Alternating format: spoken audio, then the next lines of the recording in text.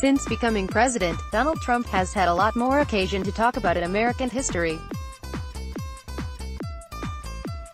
He likes to remind people that, you know, I'm, like, a smart person, but he doesn't always seem to get it right.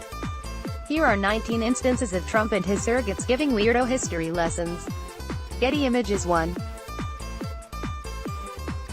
On Frederick Douglass during a Black History Month breakfast in February, after mentioning several African-American historical figures, Trump said, "Frederick Douglass is an example of somebody who's done an amazing job and is being recognized more and more, I notice." We're not saying Trump didn't know who Douglass was, but despite his remarks, the famed abolitionist died in 1895. 2. On Trump's Civil War battle golf course. Trump's Virginia golf course on the Potomac River includes a plaque stating the location was the site of a Civil War battle.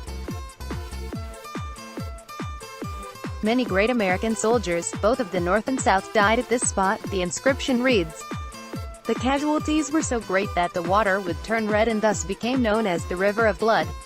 Historians say nothing significant took place at the site. Getty Images 3. On Abraham Lincoln's political party. Trump brought up Abraham Lincoln at the National Republican Congressional Committee dinner in March. "Great president. Most people don't even know he was a Republican," Trump said. "Does anyone know? Lot of people don't know that." Lincoln, of course, is famously the first Republican president, although the party has changed significantly, both geographically and ideologically, from when it was started in 1854. Trump went on to suggest, "Let's take an ad, let's use one of those PACs, to educate people about Lincoln's link to the party." He apparently was unaware that GOP very often refers to itself as the Party of Lincoln. Getty Images 4. On his electoral college victory since winning the 2016 presidential election, Trump and his team have repeatedly called the win the biggest electoral college win since Ronald Reagan. It wasn't. In fact, only 2 presidents have received fewer than Trump's 304 electoral votes since 1972, Jimmy Carter and George W. Bush, and Trump's 304 is less than both of Barack Obama's wins, at 365 in 2008 and 332 in 2012. Getty Images 5. On his inauguration crowd. Trump and his surrogates have maintained he had the biggest inauguration crowd in history, citing both the people on the ground at the National Mall in Washington, D.C., and watching on TV and online. "When I looked at the numbers that have come in from all of the various sources, we had the biggest audience in the history of inaugural speeches," Trump told ABC News. Going by the crowd and TV numbers, though, Trump's inauguration crowd was definitely not the biggest ever. Getty Images Nielsen ratings for the inauguration put TV viewership at about 31 million, or 19% fewer than the number who tuned in for Obama's inauguration in 2009, The Independent reports. And a PBS time-lapse video shows the National Mall was never full during the entire event, while shots of Obama's inauguration show the mall packed. Trump's inauguration might make up the difference with online streaming viewers, but those numbers aren't known to the public or the media. Getty Images 6. On Andrew Jackson and the Civil War. In a SiriusXM interview with a reporter from the Washington Examiner, Trump said President Andrew Jackson would have stopped the Civil War. "I mean, had Andrew Jackson been a little later you wouldn't have had the Civil War," Trump said. "He was a very tough person, but he had a big heart. He was really angry that he saw with regard to the Civil War," he said. "There's no reason for this." Jackson, of course, died in 1845 to 16 years before the Civil War began. Getty Images. Trump took to Twitter to clarify his comments on Jackson. President Andrew Jackson, who died 16 years before the Civil War started, saw it coming and was angry. Would never have let it happen. In fact, Jackson, a slave owner, probably would have fallen on the Confederacy's pro-slavery side. Twitter 7. On the Civil War, why people don't realize, you know, the Civil War, if you think about it, why, Trump continued during the same interview. People don't ask that question, but why was there the Civil War? Why could that one not have been worked out? Of course, plenty of people have asked, the Civil War, why? The answer: slavery. Getty Images 8. On Medieval Times, Not the Restaurant, in February 2016, Trump explained his view of torture and terrorism in an interview on This Week with George Stephanopoulos. "We are living in a time that's as evil as any time that there has ever been." Trump said, "You know, when I was a young man, I studied medieval times. That's what they did. They chopped off heads." Trump went on to say he would authorize measures beyond waterboarding, when asked if the U.S. would chop off heads under Trump. Getty Images 9. On Sweden and what happened there, Trump brought up immigration in Europe during a rally in February 2017. He appeared to mention some immigration-related event last night in Sweden that hadn't actually happened. "We've got to keep our country safe," he said. "You look at what's happening in Germany. You look at what's happening last night in Sweden." Sweden, who would believe this? Sweden. They took in large numbers.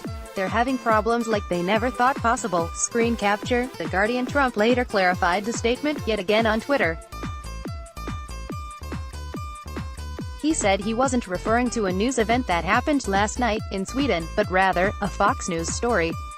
"My statement as to what's happening in Sweden was in reference to a story that was broadcast on at Fox News concerning immigrants.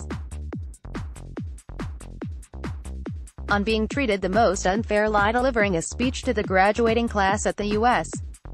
Coast Guard Academy," Trump said. "No politician in history, and I say this with great surety, has been treated worse or more unfairly. That apparently includes politicians who have actually been assassinated, which seems like it should count for being treated unfairly. Maybe he means he's been unfairly given more passes on bad behavior, like admitting sexual assault, than any other politician."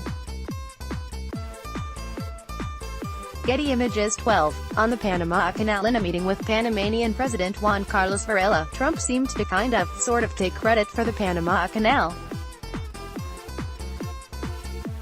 "Panama Canal is doing quite well.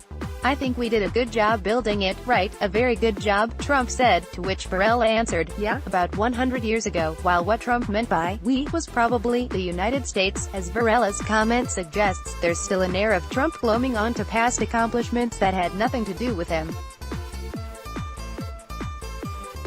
13. On how much legislation he's signed. Trump likes to say things are historic without actually ever checking, or maybe caring, if it's true.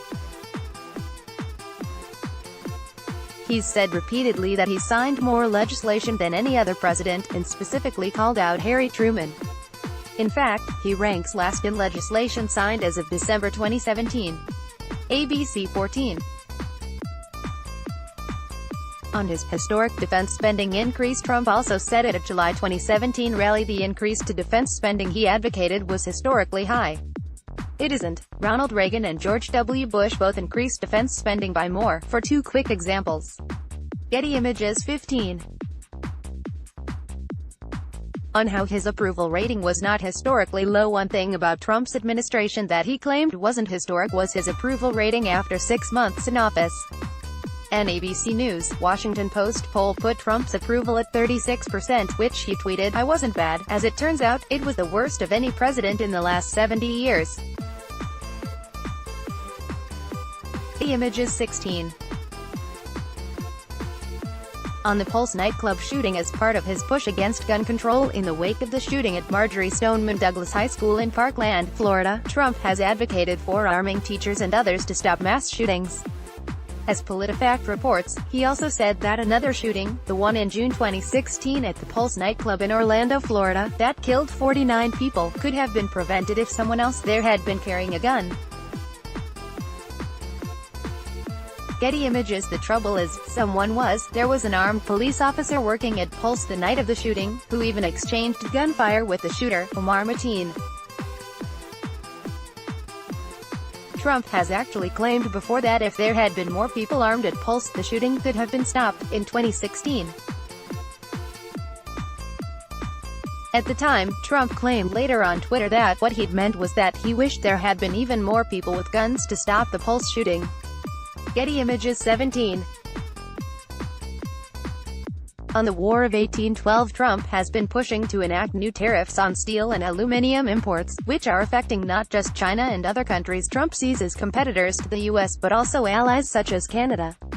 In a phone conversation with Canadian Prime Minister Justin Trudeau that got somewhat heated over the tariffs, CNN reports, Trump brought up the War of 1812, claiming that Canadians burned down the White House during that conflict.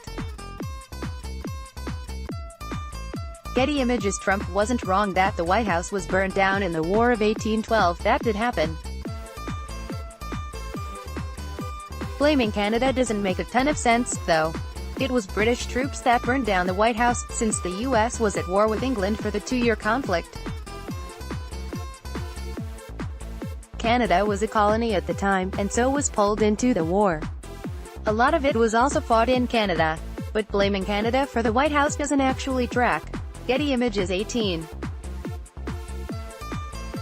Kellyanne Conway on the Bowling Green Massacre. Trump advisor Kellyanne Conway invented a terrorist attack that never happened when she mentioned the Bowling Green Massacre in a February interview with MSNBC's Chris Matthews.